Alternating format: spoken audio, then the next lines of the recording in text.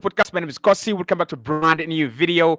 This is the latest Arsenal news and transfer news as well. We are back for the Kosi and Glenn podcast with my boy Glenn, and he's already in the building. We're going to be talking about Benjamin Sesko. Fabrizio Romano once again today has confirmed that Benjamin Sesko is going to give us a decision in June. It is not a transfer that's going to drag on until July, until August. No, it's actually going to happen a little bit quicker than that. So we're going to be getting the reactions from these two, Kosi and Glenn. What happens with Benjamin Sesko? Arsenal at the moment are saying they're not willing to wait for Benjamin Sesko. We are going to discuss alternatives. Arsenal will look at alternatives because we are not going to be giving him all the time he needs in the world. Arsenal, of course, and Mikel Arteta these days, we do our business on time. We'll talk about Douglas Luiz. What is going to happen with this guy? I mean, Arsenal have been there. We've wanted him for quite some time. Fabrizio Romano as well confirming that Arsenal have been big admirers of Douglas Luiz for quite some time. But at the moment, a deal is not being activated. So what will happen with Douglas Luiz, Federico Chiesa as well, and a couple of other, transfer stories making rounds. Welcome back to the channel, bro. How have you been? I've been absolutely incredible. I'm just waiting for the transfer window now. The Euros, it's usually a bit quiet when there's no football, but we are now back into when the fixtures are coming out and the Euros are playing and the transfer window is opening.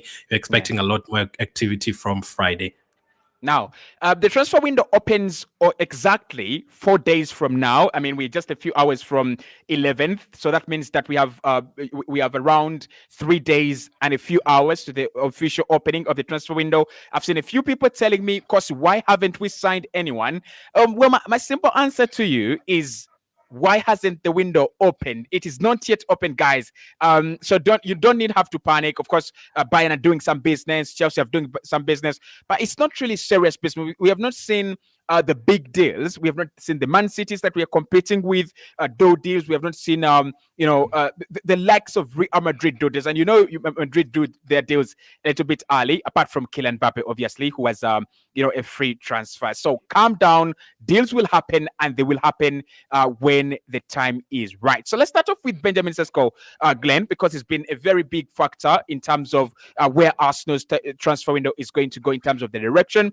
And today, Fabrizio Romano has once again confirmed, just like he did last week, that a deal will happen and the decision will come in from Sesko, in this June. And I'm going to ask you, 3 days into the Euros, it's going to be a very, very busy period. If Slovenia dare go through to the next round in, from group stages, that means that he's going to spend more time with Slovenia. Do you see this deal? Do you see this decision arrive in the next 21 hours? That is the next 3 days, or do you think it's one after the Euros?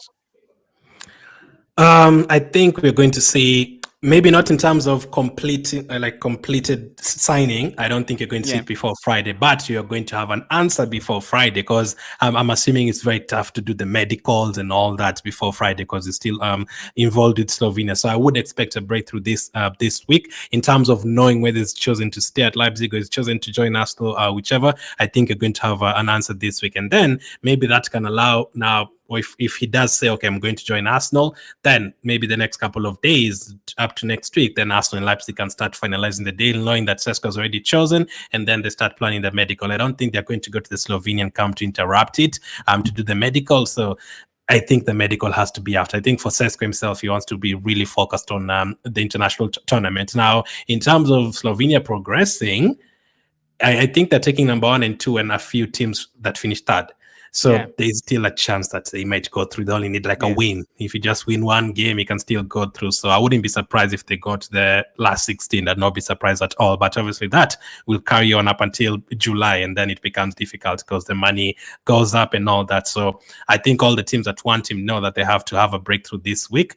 I think if it gets to next week without any answer, and then Slovenia all of a sudden win one game next week, then I'd start saying, okay, I don't think they're going to get him. Now it depends. Are we going to lose out on him? Are they having other targets in mind and they're not really bothered if we lose out on Sesko? It all depends. But yes, I think by Friday, you're going to hear him choosing which team he wants to go to, or if he wants to stay at Leipzig. And then that allows us, the whole of June, the whole of July to start focusing on getting another striker, which we'll have to do because, again, at Senedu don't like waiting up until July and August to get players in. All of our players recently, Fabio Vieira, Jesus, Zinchenko, Rice, Havertz, Timber, all of them have been signed before the preseason. This time, preseason doesn't start the first week of July. It actually does start in the last week of July. In the last week of July. So there's still some time, but it's difficult with all the players at Euros and players on holiday, players at Copa America. It's very hard to get the deals done. So I'm still expecting at least 2 deals before we go to preseason, and maybe 1 during and maybe 1 after they come back to England.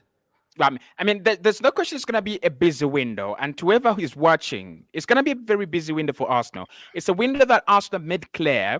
It's about squad depth. And it's a window where we're going to do a couple of signings and also a couple of sales. So if you think that this is a window we are going to do nothing, I think you're absolutely wrong about it. Now, I'm one of the people inside the camp of let Chelsea take Benjamin Sesko, let another club take Benjamin Sesko, let Sesko stay at RB Leipzig, because that actually pushes Arsenal into getting a better forward for me. And I don't think Joshua Zirkzee, who I don't like at the moment, is going to be an option, because I think it's going to AC Milan, which actually makes me happier. And you asked me this question, I think, in the last 20 hours, and I'm going to bounce that question back to you. Should Sesko choose Chelsea? Should Sesko choose RB Leipzig? Would you be satisfied and would you be happy, well knowing that Arsenal have a couple of other alternatives you're looking at? Will I be happy if Chelsea sign him? Yep. Nah, I think there's always I don't really care about the fans who say this has beaten us, this at this they do this, Edu should leave, he's not doing a good job. I try to ignore that, but obviously if after you've been linked to a player for so long, for Caicedo's case it was different. You're linked to Caicedo since January, a long time. We thought we were going to get him. And then we're not going to get him. But I remember the moment, I think Fabrizio announced that Arsenal are no longer in for Caicedo, there was a lot of negativity around, the fans and all that. But the next day you hear Arsenal actually going for Rice, then people forget about Caicedo. Yeah. Now, the thing is, we've gone for Sesko for the last 3 weeks. If all of a sudden we hear that, okay, Arsenal have forgotten about it, it's Chelsea are going to go for him, I think there's going to be a lot of negativity, even from those ones who was saying they don't want him. There's people who are going to say, okay, you know what, we wanted a player and then you're not going to get him. But if the next day you hear that, okay, they're actually signing Osimhen or Gyökeres, I think people will forget about Sesko. I don't want him to end up at a Chelsea or Man United. I think he's a good player. He's a young striker. He has potential. If he stays at Leipzig, well and good. That is my biggest worry, him deciding to stay at Leipzig. I don't think he's going to choose like Chelsea, Arsenal, or Man United ahead of Arsenal. There's always a chance if they offer more money, if they end up paying 85 million for him, fine, let them have him, because I don't want us to pay 90 or 95 million. As you mentioned yesterday, if you get to 90 million, then you get into the the range, the levels of Gyökeres might just as well go and pay that money. So for me, I don't want him to join those teams.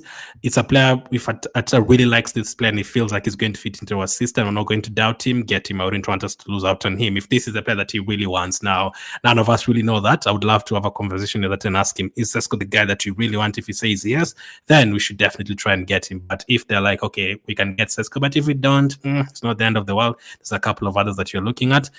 Fine, well and good, but that's only if Chelsea end up paying like 85 million if he decides to stay at Leipzig. I'll be okay with that, but not they paid the 55 million like ahead of us and we were trying to negotiate down to 30 million, then that would hurt, because you need to keep on improving, and at 10 they do love doing quick deals. We need to get it done quickly. Don't want to, this one has forgotten about us, so this one doesn't want, we have to go to the next one. It takes time. Yeah.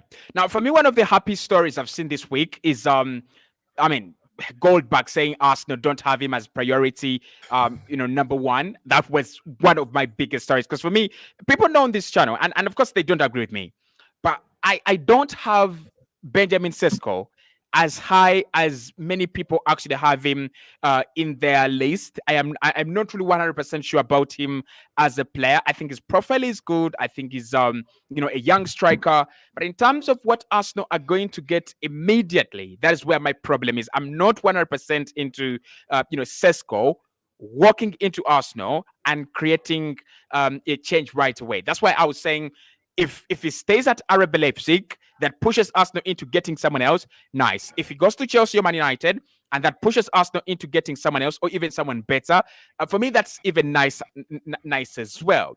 So let's talk about Chelsea for a moment, right? Because it's been reported that Chelsea are pushing hard to get him.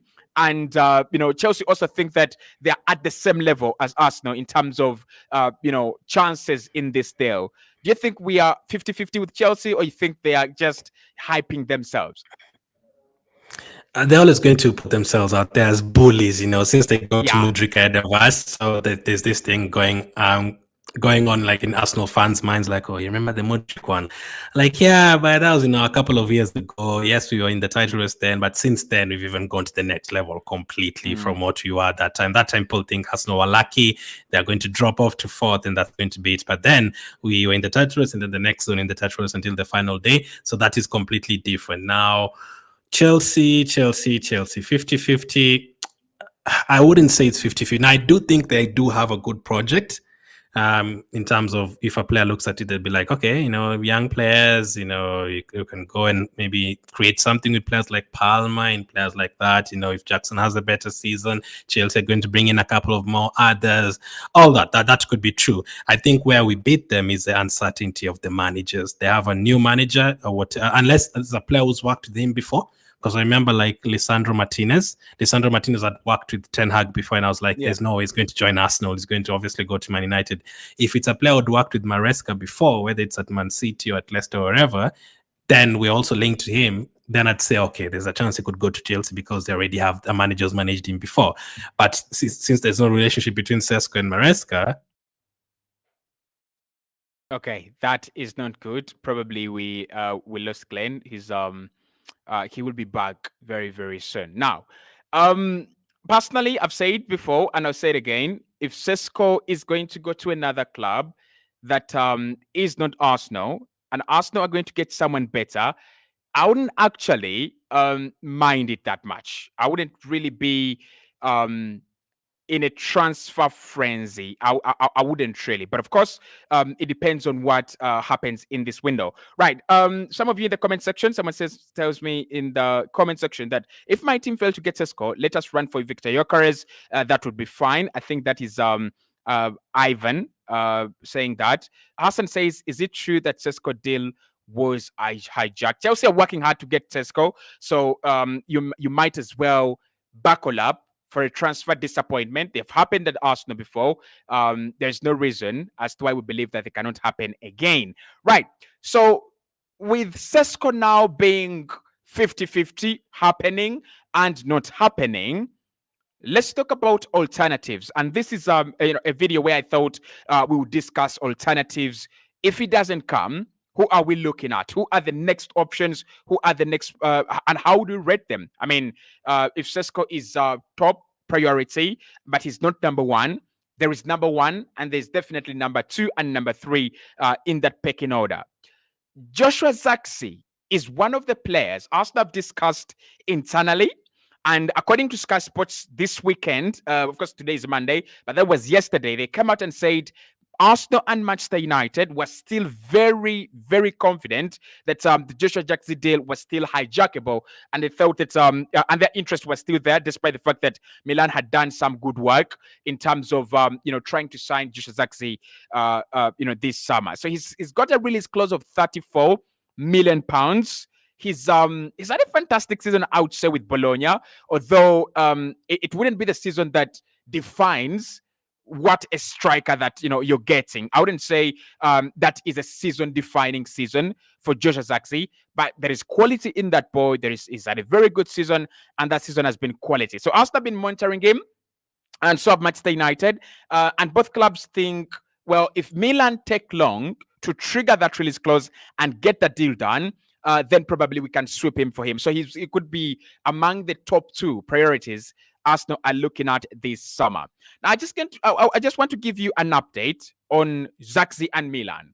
Milan have discussed personal terms with Joshua Zirkzee. They have not yet gotten a real breakthrough, but at least they're somewhere in terms of agreeing personal terms. And because they think they're confident and they are, close to agreeing personal terms with the player, they have gone ahead to inform Bologna that they're going to trigger the release clause of the player very, very soon. So if Arsenal are going to get Joshua Zirkzee, these are the things we need to do.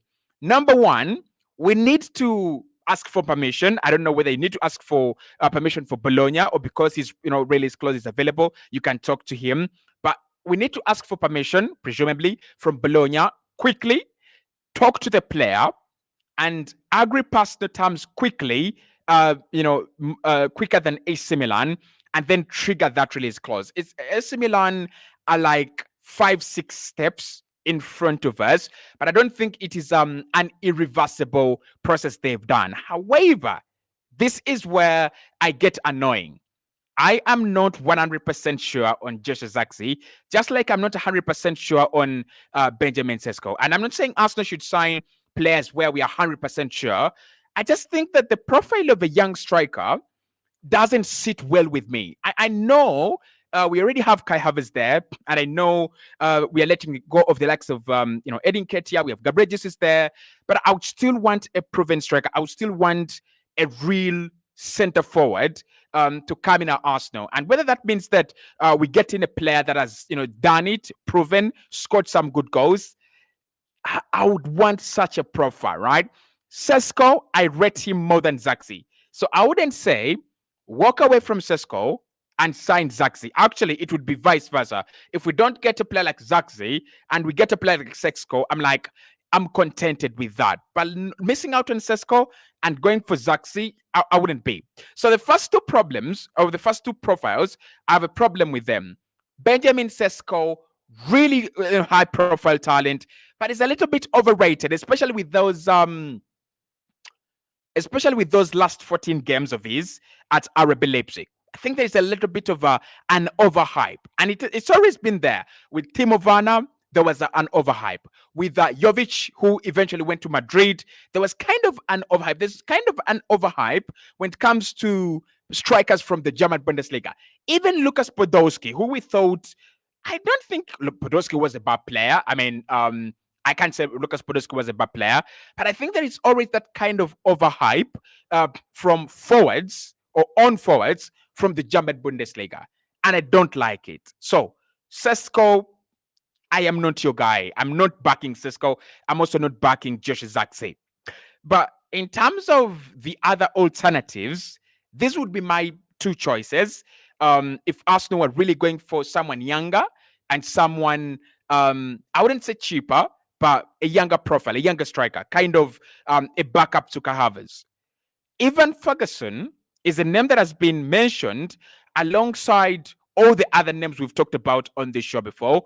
And I think Evan Ferguson is a player to talk about. I think he's a force to be reckoned with. I think if Arsenal can get Evan Ferguson, there is a player there. Now, I've always said that I love his center forward play. I think he's a good center forward. He's a good striker. He's just going to be too expensive, honestly. And whether Brighton will consider selling Evan Ferguson for a fee between 60 to 70 million, that remains to be seen.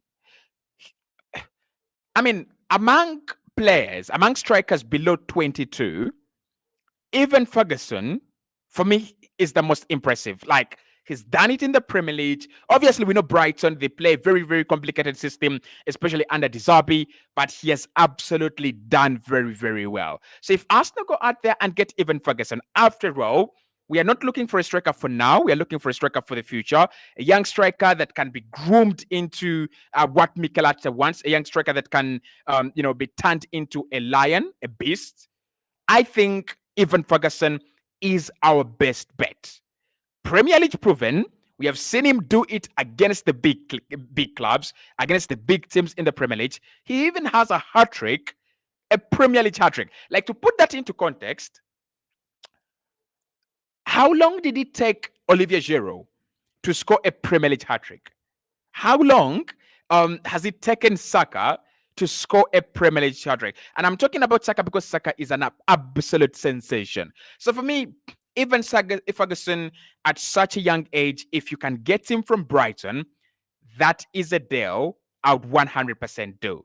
But the other one that I would do, and I think the other one that I think Arsenal are looking at, because we have scouted Gyökeres for quite some time, is Gyökeres. I don't think that Arsenal have 100% walked away from the Gyökeres deal.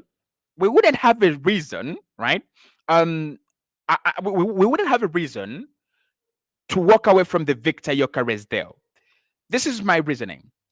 If we are trying to sign a 65 million euro player and 10 more million euros or 15 more million euros could get you Victor Gyökeres, I don't think Arsenal really have a reason to walk away 6 days, 8 days, 10 days into the transfer window. Like, it would be absolutely ridiculous. Like, 100% ridiculous for us to walk away from that deal. So I don't think Arsenal are walking away. I don't think we are going away from Victor Gyökeres.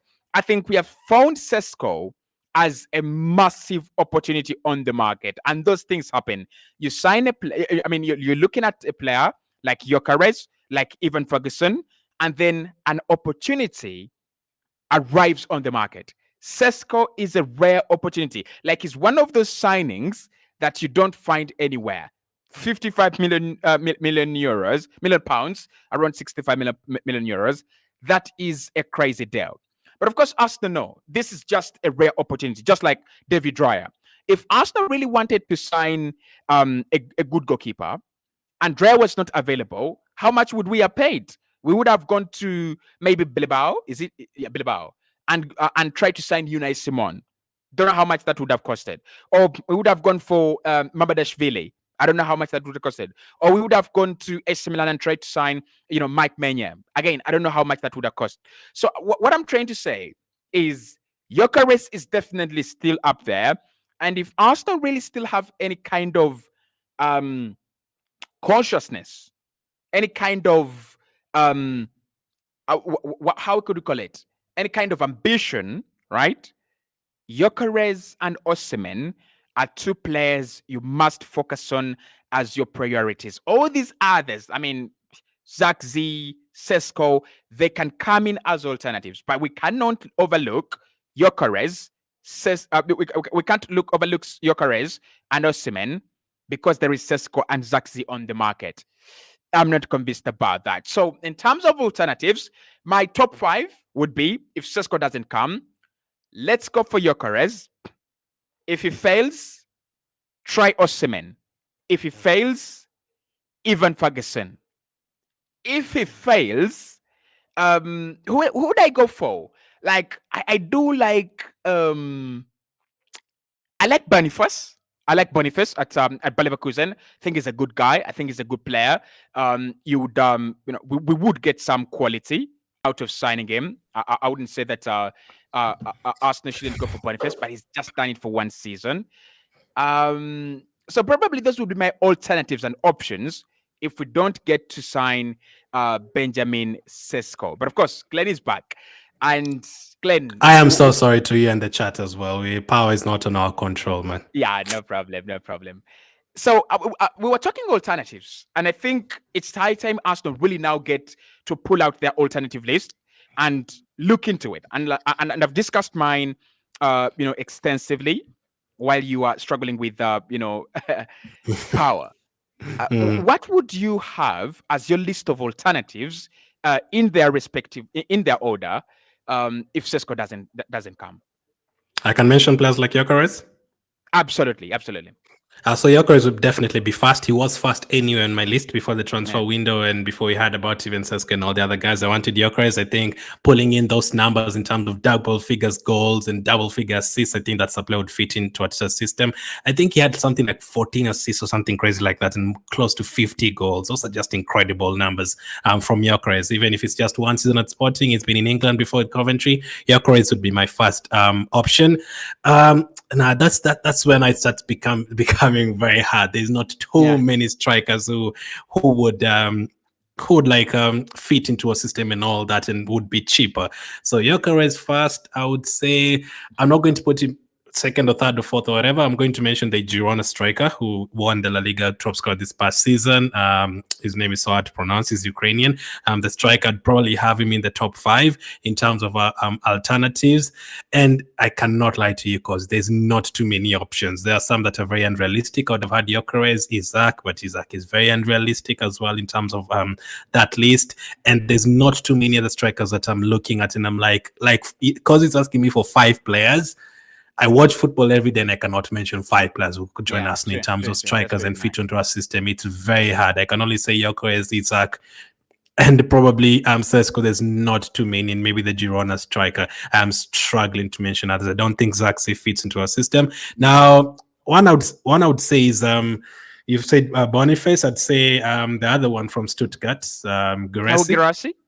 Yeah, I probably have him in the top 5. He's a player who's been mentioned, but I don't think he takes us to the next level.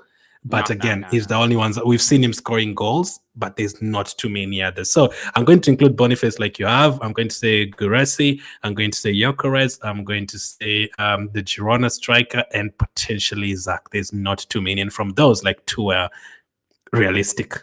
Yeah, there is a 65 million rumor going around on Dominic Solanke. What do you think about that? I saw that one as well. Now, as we said with Solanke, he scored goals. He's been in the Premier League, he scored goals. He's playing against the same teams that we are playing against, Liverpool's, Crystal Palace's, and he's scoring goals against those teams. Now, the thing with Solanke, as we always say, because would the other players look at it like, wow, Solanke is coming now, we are going to definitely catch Man City. I don't know. He's a player who definitely wants to stay forward and score goals. But Solanke is the kind of signing you make in January. When you are desperate in January and you are trying to get Solanke and trying to get Onana, that's when you try and get a player like that. But for when you have 3 or 4 months to get deals done, I don't think it'd be my first option. Now, as I said, if you bring in Solanke, maybe as a backup, if you let Nketiah go and then you say, okay, Solanke is going to be a bench player next season, I'd be okay with that. But I'm looking for someone to take us to the complete next level. If you're mentioning names that are not that, I'd rather keep Havertz and Jesus up front and we can still score 90 plus goals next season. I want someone who's going to completely take us to the next level. I just remember we also linked to Osimhen. It'd probably be in the top 5. So players like Osimhen and players like that, players will take it to the next level. So Solanke, I'm not sure, especially for 65 million. That's a lot of money. If he was like 40, I'd be like, okay, 65 million is a lot of money. That's you can get a crazy midfielder with that. You can get a wing and a defender with that. I don't think he's got goals in the Premier League, but I'd be looking at 40, and I would not be like, this is our priority target. And he doesn't fit into our play of going to the wing and coming back and controlling the game and getting involved in duels and all that. So I'm not sure about Solanke. He wouldn't be in my top 5, I'd say. Nah. Right. Now, away from the striker position, we are also we've been linked with a couple of midfielders, and it's a whole lot. It's a big number. But Douglas Luiz these days has come out on top, and it looks like all the other names are dying out. Douglas Luiz available. Villa want to sell 60 million euros, 50 million pounds. Arsenal have liked him, according to Romano. At the moment, it's not a deal he knows that is happening, but Arsenal have liked him, and he was very close to joining Arsenal in 2022. Can you imagine? This one is one that I think Arsenal should do whatever it takes to get him. If that is the price, do whatever there is we can do to actually get him. But what do you think about this one? Do you think it's just about maybe publications looking at Villa need to sell, and therefore they're fronting Luiz? Or you think there is a genuine possibility that he leaves Aston Villa this summer, and there is a genuine possibility that Arsenal get him this summer too? I think he's a player that Ateta definitely likes. We've been linked to him since 2022. We've tried signing him. This could be like the 4th transfer window we've been linked to him. And I think he definitely fits what Ateta wants to do. Now, the difference between him and Zubimendi, they could be the same player, but the difference between them is this guy has Premier League experience. He's been in Aston Villa, and he helped them qualify for the Champions League. And when Douglas Luiz not played, you hear Aston Villa fans saying we actually miss him from that midfield. He does a lot for them. I would say if he wasn't there and someone maybe like a Watkins wasn't there, they potentially don't get top 4. I'd even say just Douglas Luiz, if he's not there, they potentially don't get top 4. He's got a lot of goals for them, be it penalties or whatever. He created a few chances for them, set pieces and all that. I think he's a very, very good player. And since we were linked to him in 2022, I think he's improved as a player. So there's more reasons for Ateta to like him even more. They're now not at that time. I think Aston Villa was struggling with Steven Gerrard in at 17, 16, 18th there. Now they're a better team. They're a team that everyone was scared of playing against, especially at Villa Park. They beat us, kept a clean sheet. They beat Man City, kept a clean sheet. They I think beat Chelsea at Stamford Bridge. They gave Liverpool a game. Like, they're a good team. They're a very, very good team. Aston Villa, they drew Liverpool as well, beat Tottenham at Tottenham Hotspur Stadium. So there are teams that can go toe-to-toe with these big teams. And the reasons why players like Watkins and players like Douglas Luiz, they've taken them to the next level. Is he a player that I would like at Arsenal? 100% for sure. I mean, we did our dream signings with Kosi 2 weeks ago, and I said before you even linked to him this transfer window that this is a player I'd like. I'm imagining if you have Douglas Luiz, Jorginho, Partey, and Rice. Last season, we only had Jorginho and Rice. Partey was injured. Even El Neni was not there at all. So we basically just had those two players, and Jorginho and Rice were very good, but players get tired. You can just play them against Sevilla in midweek, Aston Villa on the weekend, then against PSV in midweek, then against Chelsea on the weekend. They get tired. But if you have the options of Douglas Luiz, they imagine you have Douglas Luiz, and then you also have Declan Rice. And then second half, depending on how the game goes, you can bring in Partey, for more control in midfield, more power, more strength. You can bring in Jorginho for more, more experience, more ball control in midfield, depending on how the game goes. Maybe even you can turn to a pivot a couple of games and have two of them there. That'll take it to the next level. And for 50 million, I thought they would ask for like 70 or 80 the time Douglas Luiz becomes available. I'm very surprised that it's 50. And I'm sure if they say today, like, we seriously need to sell Douglas Luiz today, I think Man City will say they want him again. I'm sure I'll hear Liverpool want him. I'm sure we'll hear Tottenham want him, because I think Douglas Luiz goes to Liverpool and potentially starts. I think he starts. I think starts. Tottenham for sure. Yeah, Tottenham for sure. Tottenham for sure. Tottenham, they don't have that deep quality player like him. Can you see Rodri and Luiz ahead of him? I mean, I've seen Kovacic and Rodri, so I would see Luiz and Rodri in the same team. So he's a player who would be interested in, like, it'd be improving your team. Now, the only thing is, Juventus want him, obviously. Now, I think the team, Aston Villa would not want to sell him to Arsenal, because as you said on your video yesterday, they see us as, competitors, and they wouldn't want to sell him to a Man City. They don't want to sell him to a Liverpool style teams like that. They probably want him to sell abroad and get the money and probably get a player, because they're offering a swap deal.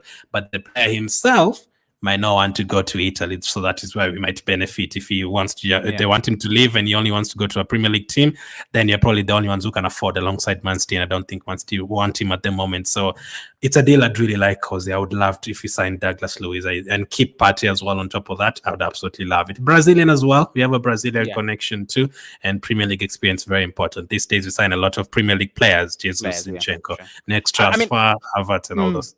It's one of the things you look at and you're like, the what Arsenal have done in terms of going for Premier League proven players, it is something that has been reported by the media that Mikel Arteta really considers it very, very highly. If a player has Premier League experience, if a player has played in the Premier League, he's definitely on priority as compared to players that don't have Premier League, football. And again, in terms of strikers, we were linked with Isak, Premier League proven, Solanke, Premier League proven, Watkins, Premier League proven. So I think it's a very, very important factor for Mikel Arteta to get a player that is Premier League proven. I wonder also how he's available for 50 million. And I think there are two things here. I think Villa know they have to sell. They don't have a lot of time.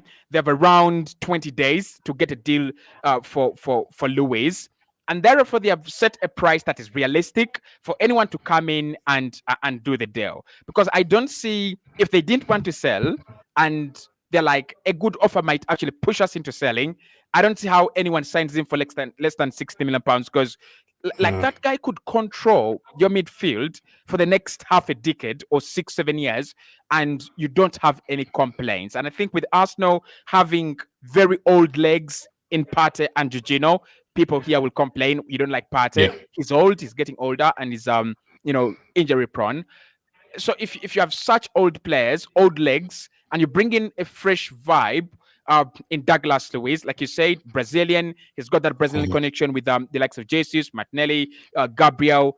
That would be absolutely fantastic. And difference between him and Onana. Onana's been competing on the lower level, 17th, 18th. Exactly. Douglas Luiz has now been competing on the higher level. Yeah, on the top level. And he's played under a top level manager in Unai Emery. That will have helped his game massively last season. So Juve are there. I don't really consider them that much, honestly. I think they will want a price cut lower than 50 million. We can beat them in terms of the budget. Do you think that this is a deal that Arsenal will look at, like the David Raya deal, where we looked at it as a rare opportunity, as a good opportunity on the market, and swap him up? It is a rare opportunity for sure. You don't get players like that easily, and you don't get teams with FFP problems regularly at that level of that level. It's something that rarely happened, or actually, apart from the last 2 years, it's something that we're never really used to hearing, that Portsmouth have problems, you can sign their players, or Chelsea have problems, you can sign their players. It's something that has come out recently. So I think they've always wanted Douglas Luiz, but it would have been impossible to go for him. I even thought when you were doing the dream signings before you had about Aston Villa and FFP problem, I always thought that this is not going to happen. They've just qualified for the Champions League. He'd want to stay there. The fans love him. He's going to get he has a role in Aston Villa. He's going to play every single day. Arsenal is not sure if he's going to play every single day, so I was convinced he was definitely going to stay at Aston Villa. But now, since they might need to sell him and he might not want to go abroad, and probably the only team that wants him in the Premier League right now, it suits us great. So an opportunity to take. Do they see it as an opportunity? I think they do. An opportunity they did not expect. So maybe they even had other midfielders in mind, but as soon as they had this, they're like, oh, we can actually get this. I'd not be surprised even if, like, this particular deal, maybe puts a halt a bit for next couple of weeks on other deals, defenders, strikers, and maybe they just want to focus on this before, because I know Arteta really loves to get defenders and midfielders. I think every single transfer window you see players like Rice coming in, Kivio coming in, then you see Gabriel coming in, then Saliba is back, then Jorginho is coming in. We don't really do a lot of business in terms of wingers and forwards, but midfield and defenders, it's very important. And if you look at our top 5 players over the last couple of seasons, you'll always see Odegaard there, midfielder. You'll always see Rice there, midfielder. You'll always see Saliba there, defender. So I think that's the position he wants to keep on improving and improving. And on top of that, as you said, Partey's not getting younger. Jorginho's not getting younger. By the time we hit 2 years, Jorginho and Partey are not going to be here probably. Jorginho might be retired. He might have gone to Brazil. Partey might have retired. He might have moved on to a different team. Who knows? But Douglas Luiz is still, heading to his prime right now. He's not even in his prime yet. So I think that's an opportunity they'll be looking at. Can we take this on? I don't know. You've mentioned Raya. Could it be another loan deal and then we'll pay you later? I don't know. I think they need the money right now. Okay. Now, there is a comment that comes in the comment box below, and I like that comment. It comes in from Chawanagwa, who says, let's keep our fingers crossed. The management know what they want. Now, I'm going to say this first. It's very early in the transfer window for you to feel, frightened. And I think Arsenal also have a very good squad for you to feel, if we don't sign anyone, this Arsenal project is going to crumble. I've seen someone, the first comment on this stream today, someone saying, if Arsenal don't get in, players, this Arsenal project is going to crumble and players are going to run away. I don't think we are there. This is a project that has run for 6 years. And for us to have a project running for 6 years, that means that we've convinced so many players during the duration of this project. That's why you're not hearing Saka wants to go, Saliba wants to go, Odegaard wants to go. You don't hear any players that actually want to leave. And it's Arsenal really saying we will consider offers to some of the players that are not 100% in the plans of the manager. But I don't think that it's time to panic. And if you're panicking right now, you just want a new signing. You just don't care about really the squad. Now, I have 2 wild cards, Glenn, here in midfield. One has a secret release clause and has been really widely discussed in regards to Man United and Chelsea. And I'd love us to discuss him. Eberechi Eze, £65 million release clause this summer, available. The second one is Conor Gallagher. And Conor Gallagher comes in because of the profile we're looking for in midfield, and his availability that Chelsea are selling. Chelsea have already sold to us. So let's start off with Eberechi Eze. Is he a 100% no-brainer? No-brainer because of a couple of injuries. We are on the same page there. Yeah, injuries mostly. together with Olise, and I don't think that is what we need. People look at this as fans. We have 10 wingers. Oh my goodness, Mitoma is available. Let's get him. Let's get him. You don't go and sign Mitoma if you need a striker fast and you already have Trossard and Martinelli and all of these guys who can play there fast. Ez is an incredible player. I think 65 million is probably correct. I think 65 million. Correct. The kind of football I saw them playing from February, the Olise and even Mateta, I think it could be a managerial thing. Like Roy Hodgson was really like holding them back, and now these managers come and the football they were playing, assists, goals from outside the box, set pieces, 1-2. They scored different kinds of goals. He can assist, he can score. Very, very good. He probably would play the number 8 position. That's what you're looking at, right? Yeah. So it'd be great. But the thing with the number 8 position with Arsenal, we are not looking for just attacking players. Yeah, that player can also need to defend. I think actually Xhaka was the perfect fit for that.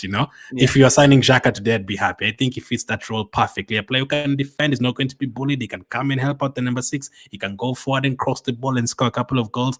I think it'd be the perfect fit. Someone like a Xhaka. Eze is very attacking, and if you also have Odegaard, very attacking as well. Yes, he can press. Yes, he can defend a bit. But if you just have one number 6 there, and then you have Eze and Odegaard, unless Odegaard and Eze both do incredible work, or Odegaard, comes back and does incredible work. Because I've also had Man United back in the day saying stuff like that, like Rooney and Tevez. They said Ronaldo didn't choose to come and defend, and players like that had to come back from the striker position to come back and help him defend. So that because we know if he's going to stay forward, he's going to score goals. So if Eze is going to assist the goals and score goals for you, great. But that is if you already had Douglas Luiz as an Arsenal player, and Partey was staying, and this time you're just looking, and we were struggling for goals, and this time you're just looking for, can we get another creative midfielder and a striker? Then it becomes a no-brainer. But at the moment, it's not a no-brainer, because can he really defend the number 8 position? And we need a striker fast. We need a backup for Saka, and also the injuries on top of that. If we sold Vieira and we sold ESR, then does Eze make more sense? Yeah, if you sell Smith Rowe and you sell Vieira, and Eze is coming in to play number 10 sometimes and play number 8 sometimes, I'd be okay with that. But that is only if you already have our midfield sorted and our striker situation sorted. If you don't get a striker and Eze came in, can we score more goals? It could happen. If you have Eze, and Odegaard both, and Havertz still there, and Trossard, Martinelli, all those guys, you can still score more goals potentially, because Eze is bringing something that we haven't had, because Smith hasn't been available, and Vieira for almost the entire season hasn't really been available. So yes, he'd improve us our backup options and our starting options sometimes in number 8, but he might lose out on conceding goals, and that's something that still loves keeping clean sheets. For me, the one thing I would love about Eze is he gives us a direct option without Odegaard, and that's the only thing, because Arsenal don't have that right now. So with Eze, there is that kind of 8/10 that when he's on the pitch, you will miss Odegaard, but you have a player that you can ask to do Odegaard things. That's one reason. But for me, I think he's more of we should sign him because he did it for Palace, rather than we should sign him because we need him. I think fans are just overdoing it. I don't think that Eze is a necessity signing. I've already said it, that there are times when you need to do necessity signings. This is the window where Arsenal need to be spot on in who we are bringing on and why. If we are bringing in a striker, why? Because we mixed an X factor against Bayern, against big teams. If you're bringing in another defender, why? Because maybe Zinchenko and Tomiyasu cannot stay fit, and Zinchenko is not, defensively well adapted. So the question you'd ask people, because I know there's people who are going to say Eze for sure, you have to get him. Yeah. The question you need to ask them is, okay, would you get Eze and forget about getting a striker? You can't have both. Then if they say yes, well and good, you can go for Eze, but you can't expect a midfielder and also Eze and also a striker. That's already 200 million, and you're not even talked about a wing and a new goalkeeper and a new left back. There's a lot, and you're not going to sell 8 players and bring in 8 players. That's impossible. That's why from that group of players we want to sell, you can only get rid of maybe 4. keep the others, and then you try and improve. Now, if we go into next zone with a striker and a midfielder, and then we again Man City beat us, maybe this time on goal difference, and you're like, nah, we need something else in the number 8 position, then you can go for someone like an Eze again to add on that, to keep on improving the team, as we always say. Okay. Now, the profile of Conor Gallagher is one that has excited Tottenham, and one that has excited a couple of clubs as well. And I'm not saying he's linked with us. No, I just want us to share our thoughts. So, like I said, people who don't want conversations, again, this one is going to annoy you. It's not a done deal. It's not a deal that's happening. It's a profile that we want to talk about. Conor Gallagher is an exciting one, and I thought England leaving him out or not even considering him for their starting 11 is a mistake. I kind of feel like he does a bit of so much in terms of the donkey the donkey work, and I like about it. That's what I like about him. Do you think that Arsenal might need a player like him, or do you think Arsenal should consider him? I mean, another Chelsea player. This is interesting. Yeah, I always find out to get Chelsea. We've already done business with Chelsea. I won't be surprised if Arsenal are interested in Armando Broja. I don't think. I don't. That one I definitely don't want. I think if it's Gallagher, I don't think I would confidently sit here and tell you, because Gallagher is a guy to take us to the next level. No, I wouldn't really say that. Now, if I'm the England manager, Gallagher would probably be in my starting lineup next to Declan Rice. If I'm at, I hope there's no Chelsea fans watching this. They don't like complimenting, Chelsea players and all that. For 50 million, I think they're like 50 million. That's too crazy. But Gallagher, as you said, in terms of energy, is exactly like Declan Rice. When it comes to injuries and stuff, you will never see a game that Gallagher has missed because he was injured. Never have. He is always there. And the Gallagher that we saw at Crystal Palace was incredible. He was scoring goals. I mean. What was his best position at Palace? The 8, because he was playing with a lot of freedom. He was playing as an 8 and even sometimes as a 10, and he was, creating the chances and all that. But if you have him in the number 8 position, he gives you a lot of energy. Now, that is a player that can come back and defend and go up front and, create things. Now, I don't know how he would fit into an Arteta system, because there's a lot you need to do. I think actually for Pochettino, he just tells him, listen, just run in midfield as much energy as possible, run after this player. Arteta would tell him, yes, give me energy, but, get the ball, control it a bit, make sure you check the pass twice or thrice before making it, it creates the breakthrough process like Odegaard does and all that. If you're to tell me right now, you're getting, I don't know how to say it, because for Jorginho, it's a difficult one. I wouldn't say don't get Douglas Luiz and don't get Bruno Guimaraes and don't get Fofana, just get Gallagher, because that will mean you're playing Declan Rice as a number 6. Now, if you had a midfield of, let's say, Partey was not there, if you had Douglas Luiz and then you had Rice and then you had Jorginho and then you had Gallagher, I'd be happy with that. But it would have to be 2 midfielders. Now, Gallagher doesn't have to start every single day. As I said, it's not the person I'm like, yeah, this is definitely the guy I'm betting on take us to the next level. But if you have Gallagher, sometimes Gallagher is the kind of guy you start, the way you mentioned when you talked about Tomiyasu the other day, you say Tomiyasu is the kind of guy you play against Man City, Liverpool. He actually play Gallagher in those games because he's going to give De Bruyne a hard time. He's going to give Szoboszlai a hard time in midfield. Like when there is one player you want to hunt down in a game, he's like your police. Yeah, the way Mourinho used to ask Herrera to follow Hazard throughout the pitch, that kind of player. Now, in terms of getting Fred on Kevin De Bruyne. Exactly. Now, the thing is, if he gets to the other side of the pitch, is that he's satisfied with what he's going to do in terms of, how many goals he's going to score, how many assists he's going to get, because there's a lot. The ball control, don't lose position too easily and all that. I think it would add something that we don't have that much. Because now, if you add Gallagher there, I'm imagining you have the running power of Declan Rice, you have the control of Jorginho, you have the strength and ability of Partey, and then you also have the running ability and stamina of Gallagher. I think that would be unbeatable. I think that is what Arteta is looking for. And on top of that, you have an Odegaard at number 10 who can do the attacking job and the defensive job as well. Then all of a sudden you'd be looking at a very strong midfield. Is he a player I would take? Yeah, I think I would take him for 50 million.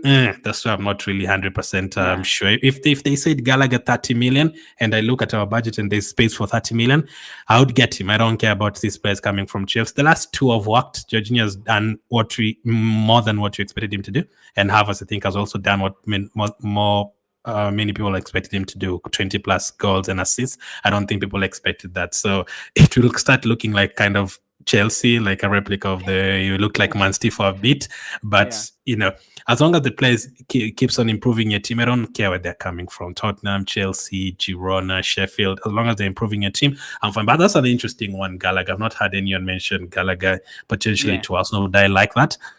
Yeah, for 30, I, 35 million, I'd potentially get him. I mean, I've looked at his profile personally, and I'm like, this is a profile that really excites me.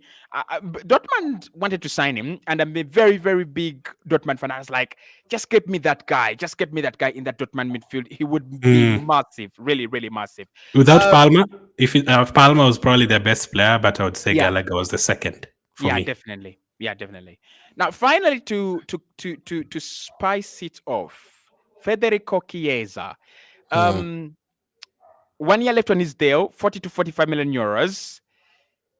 Is he a rare opportunity on the market, or is he a declined profile who you would be lucky if if his fortunes turned around at your club? Like, I do don't you see think. him as an Alexis Sanchez kind of player who regains his mojo at Arsenal?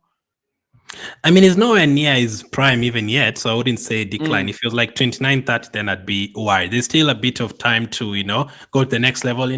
Football is different, but even back in the day, players like Ian Wright, they became incredible like 29, 30, 31. That's when yeah, you're starting yeah, to yeah, bang in goals. So that can happen for a player. You can reach 29, 30, and that's when you start going to the next level. I think Abu Bakr is another one, the Cameroonian. yeah. There's Vicente. also there's another one I've forgotten as well. I think the striker who was scoring goals for Equatorial Guinea during the AFCON, that guy, I've forgotten his name as well. I think he's Spaniard as well. Those kind of guys, they start, doing great at 29, 30. But for Chiesa, we've seen him doing it as a young player as well at Fiorentina. We've seen him doing it for 4 years at Fiorentina. We've seen him doing it for probably the last season for Juventus, because the previous season he was injured like 4 or 5 times, and we've also seen him doing it at a big tournament for Italy. So I don't think he's declining. I think he's a player that can still achieve things and not be surprised by the end of his career if he's added another Serie A, maybe he's added a La Liga or a Premier League, or he's gone to a final of another Euros or Champions League or a World Cup. Definitely is going to add a few things. But do I see him like winning the accolades like best player of the year and all that? Maybe not. I think he would be like a team player. But I think with Chiesa, is it a rare opportunity? I think it would be if we didn't have Trossard in the team. If Trossard was not being signed and we're still looking for someone to help out Martinelli, then yes. But you have to look at the priorities. Where don't we have players? I don't think we don't have players on the left side. Martinelli is there, Trossard is there. We are being linked to Sesko, can also play there. I don't think even if you're missing 2 players there, like we'd not have anyone to play there. Jesus can also play there. But I'm looking at the other positions like midfield, then you're like, you're not really sure. So Chiesa is a good player, but injuries are always a concern. You already have Tomiyasu, Zinchenko, Jesus, and Partey. And on top of that, Tierney now, 5 players who can get injured anytime. You don't really want to add another one. And then would you really want to play every single day? They can bring something different. You can bring that experience, that Italian, grit and all that, and you can play as a second striker sometimes if you want to switch up the formation. But it's up to priority. Again, if we had a midfielder sorted last summer transfer window, and then this time you're only looking for a winger and a striker, then you can start looking at players like Chiesa, because 40 million euros is, I think that's good. You don't get too many players around that for that money, around 26, 27 years of age. These days it's always 60, 70. But there's other priorities. If you'd already sorted out our midfield and striker, then you can potentially look at it. I think that's the kind of a signing people can look at, like, Arsenal are now linked to Chiesa. However far it's dropped off the last couple of years, in terms of Arsenal being linked to this kind of players, there is no chance we'd have been linked to Chiesa in 2020. After that Euros, the way we were poor, we were finishing 8th, and he was on the next level. There's no chance we'd have been hearing Arsenal is linked to Osimhen or Chiesa. So that shows you how much you've gone to the next level, that you're even talking about these players, and we actually feel like we should get them. Like, they are going to choose Arsenal. It's a great compliment to the guys up top. Right. So for me, with Chiesa, my thoughts have been are very clear. I've done a video today. It's already on the channel. It's live. Make sure you go and watch it. I've said Federico Chiesa, 38 million euros. That could even still be done. I rate him at the same level as the likes of Rafael and Kavica Kvaratskhelia. Although he's not had, the seasons in the last 3 years that they've had, I still think he's a sensational talent. He would come in, he would push Saka, but I see him as a player who comes in and probably even finds a way of starting in this Arsenal, starting 11. Now, the Glenn and Kosi podcast is back for you on your screens almost every single day. You'll find me on Glenn's channel. We've done a video there. You'll find me on this channel as well. Of course, we've done this one live. And if we can, we'll be live at exactly 9 p.m.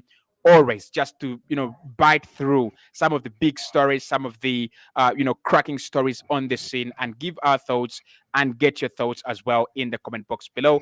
Thank you so much for watching this one. Hit the like button. Follow Glenn at Everything Arsenal on YouTube and Everything Arsenal on Twitter. Follow me on the Kosi Arsenal podcast by subscribing on YouTube, and the Kosi Arsenal podcast also on Twitter.